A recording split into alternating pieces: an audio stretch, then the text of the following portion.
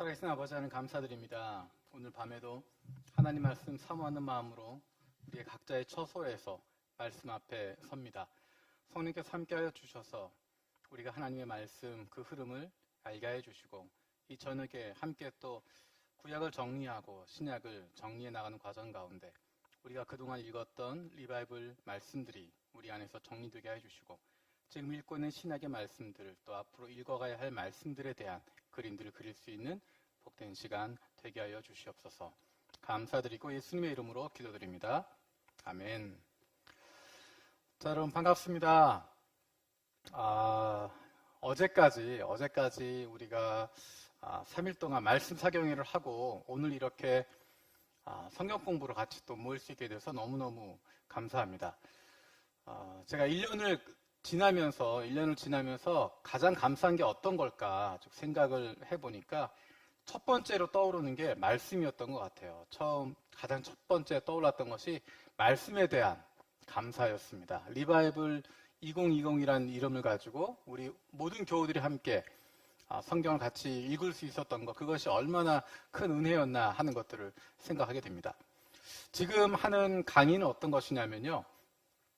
제목을 원래 보시면 어떻게 되어 있냐면 성경이 읽어지네 신약 12과라고 되어 있습니다. 짧은 이야기로 해서 신약 성경방이라고 이야기합니다. 성경을 읽는 방, 그런 의미에서 성경방. 근데 신약을 읽어가기 때문에 신약 성경방이라고 이름을 붙입니다. 이 강의는 13주 강의로 진행하는 건데 우리가 리바이블 조금 전에 이야기했던 것처럼 올 1년 동안 가장 우리가 마음을 감사하게 되었던 것이 성경을 읽는 것인데 우리가 지난 10월까지 구약 말씀을 다 정리를 끝냈고 지금 신약을 읽고 있어요. 신약을 읽기 시작했는데 신약 성경방을 이제 11월 달부터 하게 되었기 때문에 그래서 어떻게 생각을 했냐면 구약을 다 끝내고 신약을 읽는 우리 교인들을 좀 도와줬으면 좋겠다 하는 마음을 가지고 구약과 신약 사이를 정리하는 신구약 중간사라고 하는 강의를 공개 강의로 했으면 좋겠다. 그래서 지난주에 여러분 기억하시는 것처럼 신구약 중간사에 대한 이야기를 그 400년 동안의 이야기 또 역사에 대한 이야기 신약의 무대가 되는 이야기들을 우리가 같이 나누었습니다. 오늘은 이제 신약 12과 돼서 1과가 시작되는 부분인데 1과부터 시작해서 12과까지 내용이 쭉 앞으로 이제 진행이 될 거예요. 그런데 그 중에서 오늘은 전체 우리 교인들 대상으로 해서 구약을 전체를 쭉 정리를 하고 신약 전체의 흐름을 이야기해 주는 부분이어서 여기까지는 성경을 정말 읽고 싶은 분들한테는 가르쳐줬으면 좋겠다 하는 마음에서 오늘까지 공개 강의로 오픈 강의로 하게 됐습니다. 물론 많은 분들이 카톡도 받고 연락도 받아서 들어오신 분도 계시겠지만 억지로 하는 것이 아니기 때문에 또 우리가 말씀 사경회처럼 하는 것이 아니기 때문에 정말 성경을 읽고 싶은 분들 또 지금 이제 정식으로 신약 성경방을 신청해서 등록하신 분들 뿐만 아니라 성경을 읽어오고 또 앞으로 신약을 다 읽으려고 하는 분들이 참여하는 것으로 알고 있습니다. 편안한 마음으로 제가 지금 강의를 할 거고요. 혹시 신약 성경만 듣지 않으신 분들 가운데 신청하지 않으신 분들 내가 오늘 들어보니까 앞으로 그 다음의 내용들을 제대로 좀 공부를 해봐야 되겠다 싶으신 분들은 이번 주일까지 신계풍 전도사님이나 김정수 목사님한테 신청해 주시면 되겠습니다. 원래는 지지난주에 다 마감을 했는데 제가 이렇게 그 온라인 오픈 강좌를 이렇게 하는 바람에 혹시나 또 기회가 필요하신 분들을 위해서 좀 기회를 드리려고 합니다. 다음 주부터는 유튜브에서 이거 하지 않습니다. 그냥 신청하신 분들만 그 줌으로 해서 그 안에서 강의를 하게 됩니다. 줌으로 강의를 하게 되면 더 좋은 점은 서로 왔다 갔다 하는 것들이 가능해요. 서로 지금 듣고 있는 사람들이 어떤 표정인지 또 어떤 궁금한 것들이 있는지 서로 소통할 수 있기 때문에 그런 좋은 점이 있습니다. 그래서 다음 주부터는 줌을 통해서 진행하게 된다. 원하시는 분들은 신계풍 전도사님과 김정수 목사님에게 신청하시면 정식으로 등록하시고 진행할 수 있겠습니다. 오늘 하려고 하는 부분은 원래 신약 성경방에서 하는 1과의 내용인데 그 가운데서 우리가 지난주에는 신구약 중간사 400년의 이야기를 했습니다. 그래서 이 시간에 하려고 하는 것은 크게 두 가지예요. 한 가지는 구약을 정리하는 것입니다. 우리가 지난 1월부터 10월 중순까지 9개월 넘게 쭉 읽어왔던 구약인데 그 내용을 전체 흐름을 한 번에 좀 정리를 하려고 그래요. 그래서 그 내용을 한번 쭉 훑어보고 이런 흐름이었구나. 그리고 그 다음에 신약이 어떻게 이어지고 있는지를 보게 될 겁니다. 그래서 신약을 읽어가는 방법들, 어떤 식으로 스토리를 가져갈 것인지에 대한 부분들을 쭉 정리를 하게 될 거고요. 시간이 가능하다 그러면, 오늘 시간이 가능하다 그러면 신약 전체의 스토리를 33개의 문장으로 쭉 정리를 해서 한번 볼 수 있도록 할 겁니다. 오늘 거기까지 해보도록 하겠습니다. 먼저 하려고 하는 거는 우리 구약의 내용을 정리를 한번 하도록 하겠습니다. 우리가 그동안 읽었던 내용들,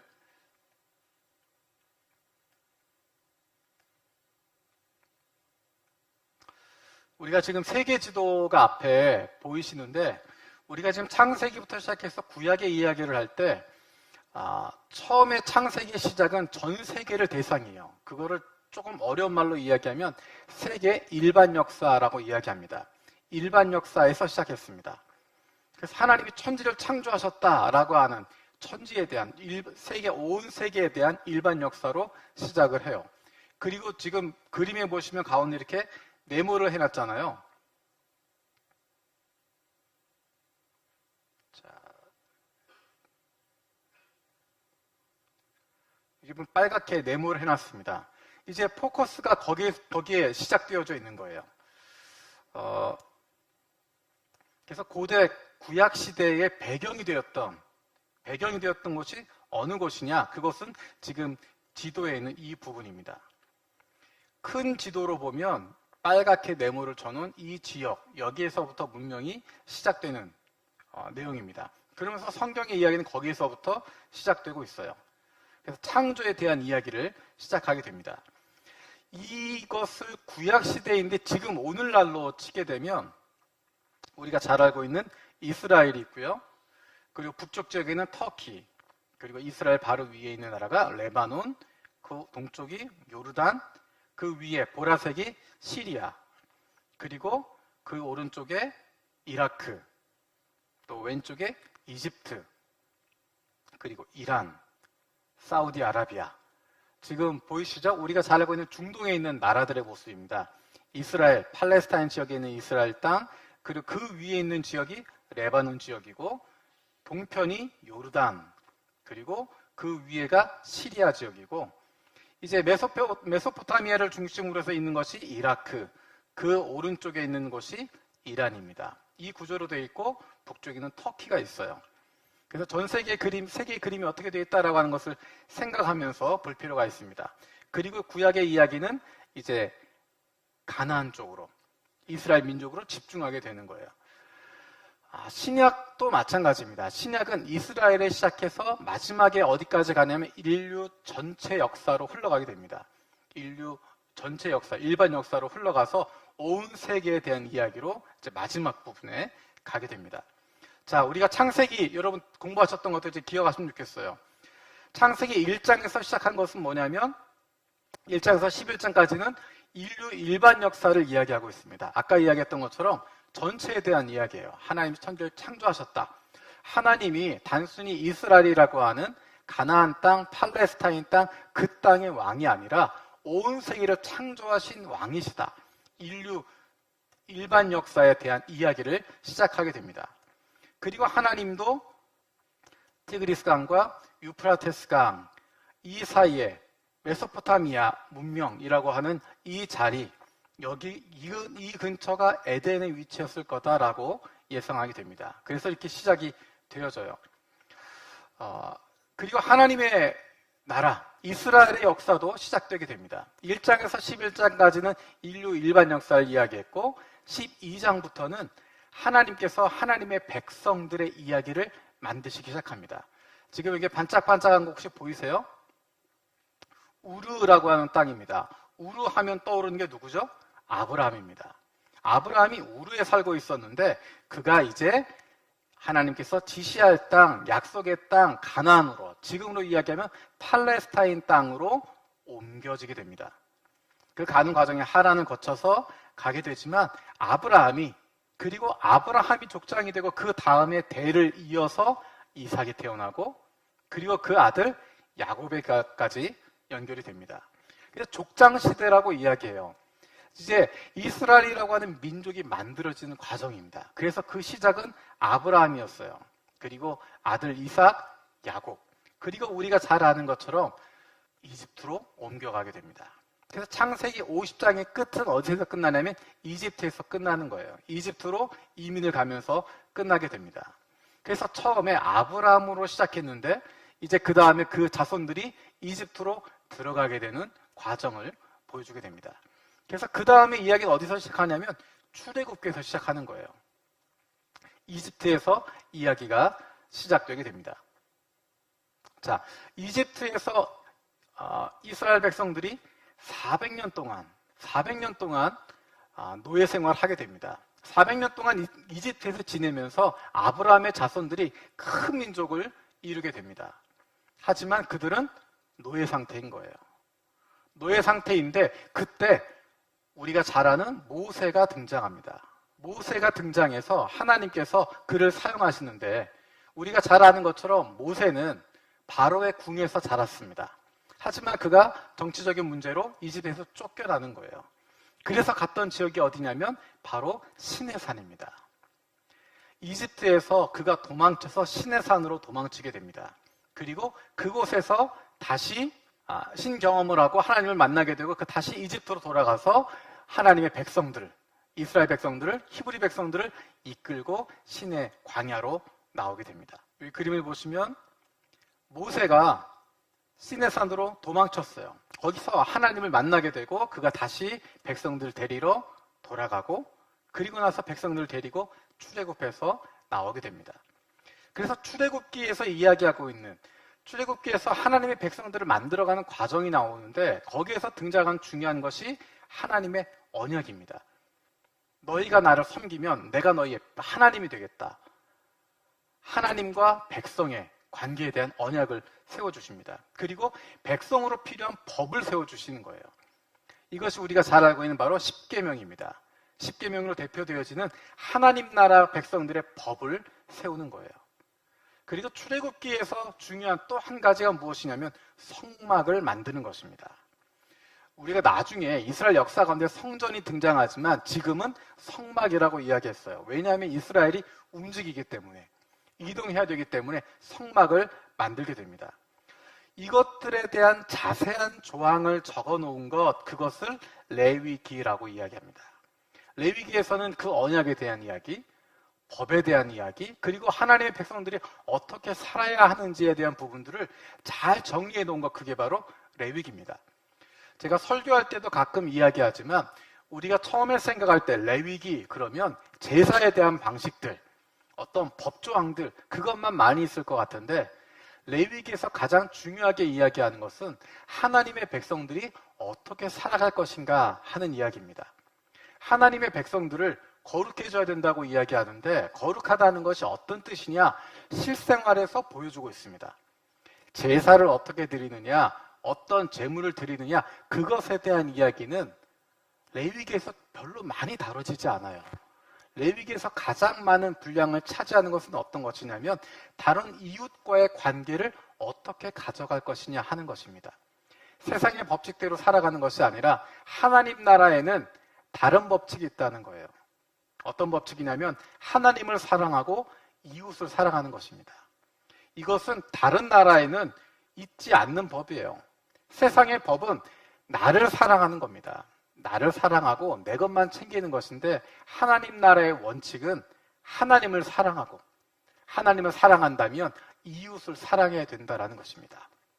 하나님에 대해서 거룩하고자 하는 사람은 이웃에 대해서도 거룩해야 된다라고 하는 것입니다. 그 거룩은 종교적인 의미가 아니라 삶에 대한 이야기예요. 그것을 강조해 놓은 것이 레위기입니다. 우리가 지난 봄에 레위기 말씀을 읽으면서 그 부분들을 확인을 했어요. 레위기 다음에 스토리는 민수기로 이제 진행되는데 원래 이스라엘 백성들이 출애굽을 하면서 이집트에서 시내산으로 나왔습니다. 시내산에서 아까 이야기했던 것처럼 언약을 세우고 법을 세우고 성막을 세웠어요. 출애굽기 40장의 끝은 성막이 다 지어졌다 하는 것으로 끝납니다. 그리고 그 다음 이야기, 역사적인 흐름은 민수기로 가게 됩니다. 민수기에서 다루고 있는 것은 뭐냐면 이제 이스라엘 백성들이 어떻게 움직이느냐 하는 거였어요. 출애굽기에서 그들이 이집트에서 시내산까지 왔고 그 다음 이야기는 가데스바네아까지 진행하게 됩니다. 원래 목표는 무엇이었냐면 가데스바네아에서 이제 정탐꾼들을 보내게 됩니다. 앞으로 들어갈 가나안 땅에 대한 정탐꾼들을 보내게 됩니다. 그런데 그 정탐꾼들의 보고가 어떤 내용이었냐면 그 중에 10명은 12명을 보냈는데 각 지파를 대표할 젊은 리더십들을 보낸 것이었는데 그 중에 10명은 가나안 땅은 좋은 땅이지만 좋은 땅이고 너무너무 복된 땅이지만 우리가 갈 수 없다. 가면 죽는다라고 이야기합니다. 그 땅은 좋은 땅이지만 복받은 땅이지만 우리는 안 된다라고 이야기합니다. 그리고 나머지 두 사람만 우리가 알고 있는 것처럼 여호수아와 갈렙 두 사람만 그 땅은 좋은 땅이고 그 땅에 있는 사람들도 거민들이지만 하나님이 우리와 함께 하시면 이길 수 있다라고 이야기합니다. 그 결과를 듣고 10대 2 10명은 안 된다고 이야기하고 2명은 할 수 있다고 이야기했습니다. 그리고 대다수의 그때 이스라엘 사람들은 10명의 말을 따르게 됩니다. 포기합니다. 못한다라고 이야기하는 거예요. 그리고 하나님이 거기에 대해서 진노하십니다. 내가 다 만들어 놨는데 여기까지 이끌어줬는데 이제 들어가기만 하면 되는데 그것을 포기하고 못한다고 이야기하고 그냥 우린 여기서 죽겠다고 이야기하고 뭐라고 이야기하냐면 그 땅에 들어가면 우리 아내들과 아이들 다 죽을 거다라고 이야기합니다. 하나님이 거기에 대해서 굉장히 진노하세요.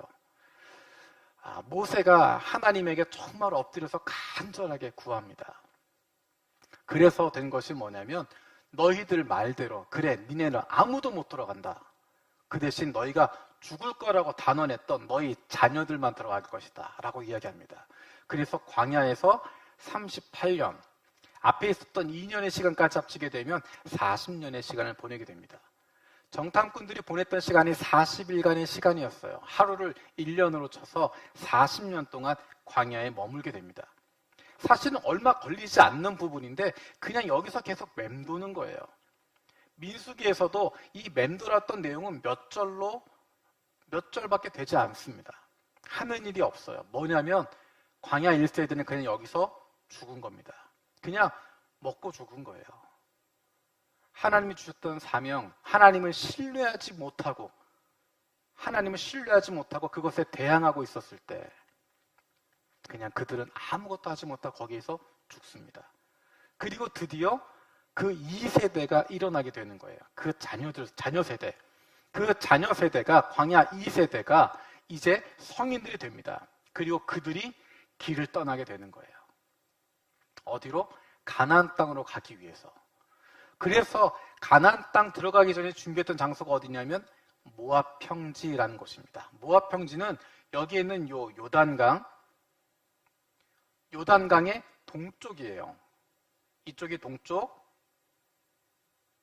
이쪽이 서쪽입니다. 요단강 동편이라고 이야기합니다. 요단강 동편인 모압 평지에서 스탠바이를 하는 거예요. 이제 강을 건너서 들어가는 겁니다. 그런데 이제 민수기 그림이 보이시죠? 자, 그런데 여기에서 무엇을 하냐면 처음에 이야기했던 것처럼 출애굽한 이후에 하나님께서 하나님의 백성들은 어떤 공동체다라고 하는 것을 가르쳐 주십니다. 그게 레위기라고 이야기했어요. 자, 광야 1세대가 다 죽고 났으니까 광야 2세대에게 이제 너희가 어떻게 살아야 된다라고 하는 것을 가르쳐 주십니다. 그것을 총정리해서 그동안 40년의 역사, 그것을 총정리해서 이야기하는 것이 바로 신명기예요. 그래서 우리가 모세오경 여러분 기억하시면 분명히 앞에 출애굽기, 민수기에 나왔던 내용인데 신명기에서 또 한 번 이야기해요. 이 신명기는 모세가 했던 설교의 모음입니다. 모세가 여러분 그림을 그려보세요. 출애굽했던 이집트에서 나올 때 그 젊은 사람들 다 죽었습니다. 이제 새로운 세대예요. 새로운 세대가 가나안 땅으로 들어갈 준비를 하고 있고 그들을 바라보면서 모세가 설교하고 있는 거예요. 우리가 이렇게 온 이유는 어떤 것이다. 왜 하나님이 우리 여기까지 이끌었다. 그런 얘기를 쭉 하는 거예요. 그리고 높아지면서 반복해서 하는 이야기가 뭐냐면 너희가 가나안 땅에 들어가면 우상을 섬기면 안 된다라는 이야기입니다. 우상을 섬기면 안 된다라고 하는 것은 단순히 종교 선택의 문제가 아니에요. 이것은 생명의 문제인 거예요. 단순히 다른 종교, 더 좋은 종교를 따라가는 것이 아니라 생명이 걸린 문제이기 때문에 그것에 대해서 모세가 간절하게 이야기합니다. 모세의 이 마음은 여호수아에게도 연결되어져 있고요. 이 마음은 하나님의 마음과 연결되어져 있습니다. 그래서 신명기에서 계속 강조하는 것은 우상 숭배하지 마라 라는 거예요. 나만 섬겨라. 하나님만 섬겨라. 그리고 거룩함을 지켜라. 우리가 아는 것처럼 이스라엘 백성들은 광야에서 지냈단 말이에요. 광야에서 지내다 보니까 유목민이에요. 유목민들은 문명의 수준이 굉장히 낮습니다. 문화의 수준이 낮아요. 문화가 발전되려면 기본적인 것이 뭐냐면 농경생활입니다.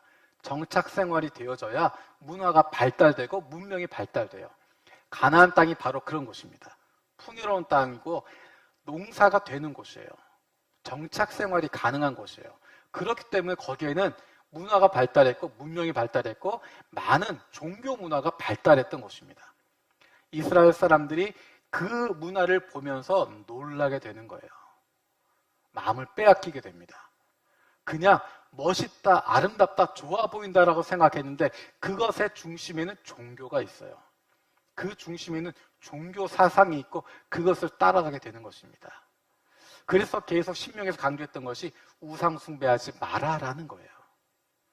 자, 이제 이스라엘 백성들이 약속의 땅 가나안으로 들어가게 됩니다.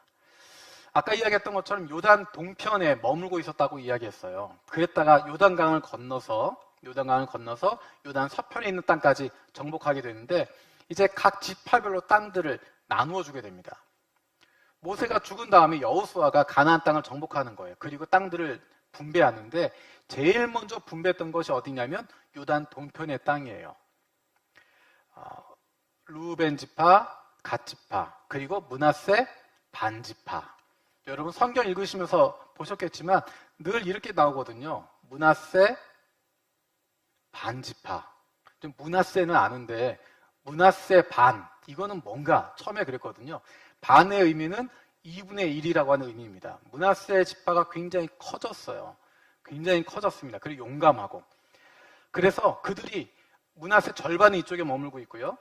그 다음에 요단 서쪽으로 들어가서 점령하면서 그 땅도 분배를 하게 되는데 한번 쭉 보시면 아셀, 납달리, 스불론, 이사갈, 그리고 여기 노란색 아까 말했던 므낫세 반지파, 나머지 반이 여기에 차지하고 있습니다. 그리고 에브라임, 단지파, 베냐민 지파, 유다 지파, 시므온 지파, 이렇게 12지파가 땅을 나누어서 분배하게 됩니다. 이거는 땅을 거기에 있는 모든 주민들을 다 점령하고 다 끝내고 나서 나눈 것이 아니라 초기에 중요한 도성들, 가장 중요한 핵심 지역들을 다 정복하고 나서 땅을 분배를 했습니다. 그리고 각 지파별로 마무리해라라는 거였어요. 각 지파별로 그 땅을 나누어주고 거기에 있는 사람들을 다 내보내고 개척을 하고 그 땅을 점령해라라고 하는 것이었습니다. 그 땅을 이렇게 쭉 분배를 했어요. 이 모양이 지금 12지파가 나누었던 이것이 기본적으로 유지가 됩니다. 기본적으로 이 그림이 계속 앞으로 유지하게 될 거예요. 요단 동편, 요단 서편에 있는 땅을 다 분배를 했습니다. 그리고 여호수아도 죽었어요. 여호수아와 함께 했던 세대들, 그 사람들도 다 죽었습니다. 그리고 땅을 나누어 줬는데 이 땅을 빼앗겼던 원주민들이 다시 침입을 하기 시작해요. 그래서 전쟁이 이제 일어나게 됩니다. 그 내용이 담겨져 있는 것이 사사기라고 하는 책이에요. 하나님께서는 이스라엘 백성들에게 따로 왕을 세우지 않으셨어요. 지금 이스라엘 12지파의 정치체제는 굉장히 특이한 정치체제예요. 연합이에요, 연합. 12지파의 연합으로 되어져 있습니다. 특별한 왕이 세워져 있지 않아요. 인간 왕이 세워져 있지 않고 12지파가 함께 힘을 합하는 것입니다. 그래서 그때마다 세워주는 게 누구냐면 사사라는 사람이에요. 사사는 하나님께서 세워주는 지도자예요. 언제 세우게 되냐면 위험할 때, 전쟁이 생길 때. 이게 사이클이 있습니다. 조금 전에 이야기했던 것처럼 이스라엘 백성들이 가나안 땅에 들어갔어요. 들어가다 보니까 그곳의 문명이 너무 좋습니다. 그러니까 그 문화에 빠져드는 거예요. 우상 숭배에 빠져들어요. 가나안 신들에게 빠져들어갑니다. 그래서 그들이 우상 숭배를 해요. 우상 숭배하고 범죄하게 됩니다. 그러면 죄를 지었기 때문에 하나님께서 심판하시는 거예요. 어떻게 심판하시냐면 전쟁을 통해서 심판하세요. 아까 이야기했던 것처럼 그 땅에 원래 살았던 원주민들이 있다고 이야기했잖아요. 그 사람들 계속 전쟁을 일으킵니다. 앞에서는 여호수아가 있었을 때는 이스라엘이 승리를 했어요.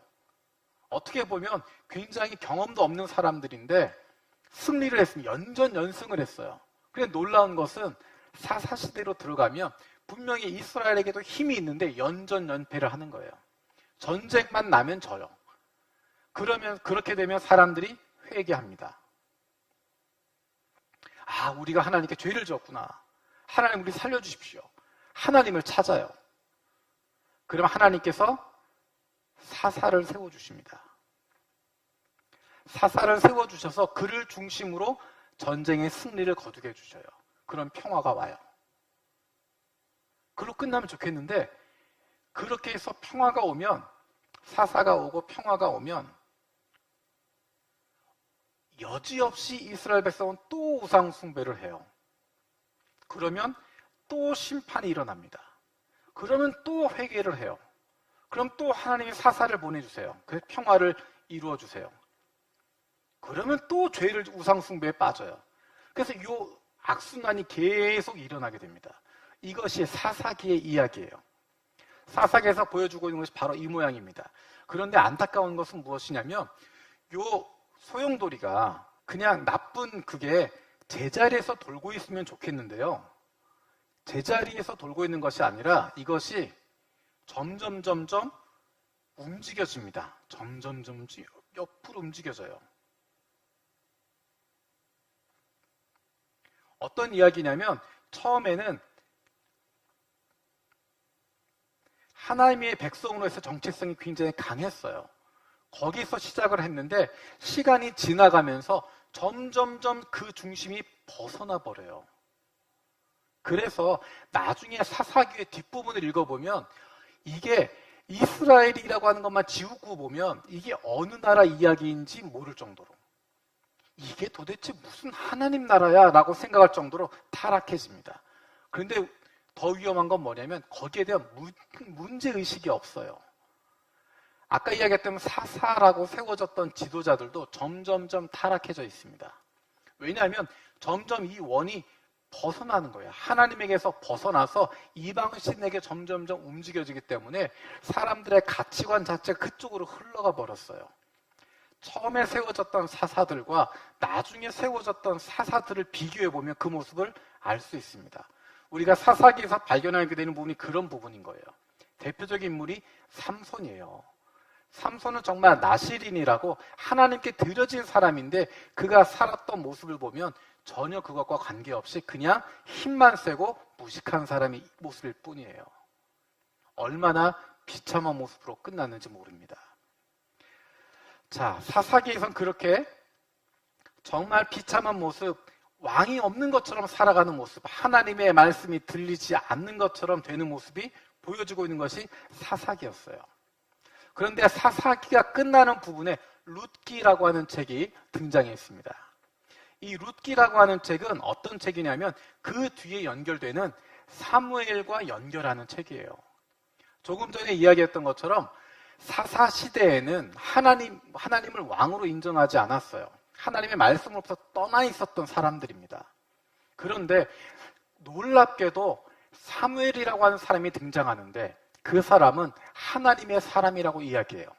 사무엘상에서 기록하는 것은 사무엘이 이야기하는 것은 하나도 땅에 떨어지는 게 없었다라고 이야기합니다. 브엘세바에서 단까지, 브엘세바는 이제 남쪽을 의미하는 것이고 단은 북쪽입니다. 브엘세바에서 단까지 사무엘이 하나님의 사람이라고 하는 것 모두가 다 인정했다라는 것입니다. 이것은 하나님의 나라의 회복을 보여주고 있어요. 그리고 사무엘이 중요한 이유는 뭐냐면 그가 다윗 왕에게 기름 붓기 때문입니다. 이스라엘 백성들은 그들에게 왕을 세워달라고 이야기합니다. 이스라엘이 연약한 이유가 다른 나라의 침공을 받고 전쟁이 계속 일어나는 이유가 나름대로 해석을 하는 거예요. 이스라엘 백성들이 해석한 건 뭐냐면 우리에게 왕이 없어서다라고 판단합니다. 왕이 없으니까 우리가 이렇게 맨날 당하는 거다라고 생각해요. 그런데 실제 이유는 우리가 조금 전에 이야기했던 것처럼 그들이 우상 숭배하기 때문이에요. 참 왕이신 하나님을 인정하지 않기 때문이에요. 하나님이 왕이라고 하는 것을 몰랐기 때문입니다. 그런데 그들은 인간 왕을 세워달라고 이야기해요. 그래서 처음 세워진 왕이 사울 왕입니다. 지금 이제 우리가 구약 공부하고 있는 게 아니라 그냥 빨리 넘어가긴 하는데 사울도 처음에 등장할 때는 사사의 모양으로 등장해요. 어떤 상황이냐면 이스라엘이 우상 숭배하기 때문에 주변의 민족들이 침입을 합니다. 전쟁이 일어나요. 전쟁에 대한 고통을 받게 되고 하나님께 회개합니다. 하나님 살려주십시오. 그리고 하나님이 사울을 세우셔서 사사로 세우시는 거예요. 그때 사람들은 사울을 왕으로 인정하지 않고 있었습니다. 사사로 세워진 건데 사울을 중심으로 승리를 거둬요. 그리고 나서 사람들이 사울을 왕으로 세우는 것에 대해서 동의하게 됩니다. 그러니까 사울도 처음에는 사사로 시작되었다가 왕으로 정식으로 임명받게 되어지는 그런 모습입니다. 1대 왕은 사울이었어요. 사울이 통치하다가 이제 2대 왕은 다윗이 통치하게 됩니다. 다윗이 통치했던 중심지가 어디냐면 바로 헤브론입니다.